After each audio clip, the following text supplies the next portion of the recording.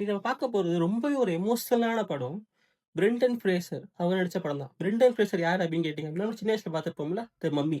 அந்த படத்தோட ஹீரோ தான் பிரெண்டன் ஃப்ரேசர். இன்ஃபாக்ட் இந்த படத்துக்கு தான் அவர் ஆஸ்கர் வாங்கியிருக்காரு, பெஸ்ட் ஆக்டருக்கு. இந்த படத்தோட ஒன்லைன் பார்த்தீங்க அப்படின்னா, ஒரு ஆளு ரொம்ப ஒரு ஒபீஸான ஒரு ஆளு. அவரோட வேலைய அவரால தனியா செஞ்சுக்க ரொம்ப கஷ்டப்படுற ஒரு ஆளு. ஒரு வீட்ல தனியா இருக்காரு. யாரோட ஹெல்ப்புமே இல்லாம, யார் சப்போர்ட்டுமே இல்லாம. அவருக்கு ஃபேமிலி ஒரு டாட்டர் இருக்காங்க.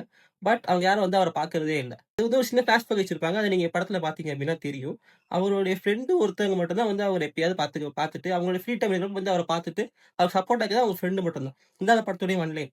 அவருடைய டாட்டரா பார்த்தீங்க யார் பண்ணியிருக்காங்க அப்டின்னா, நம்ம இது பார்த்துருப்போம்ல ஸ்ட்ரேஞ்சர் திங்ஸ் வருவாங்கல்ல மேக்ஸ், சாடி சிங்க்.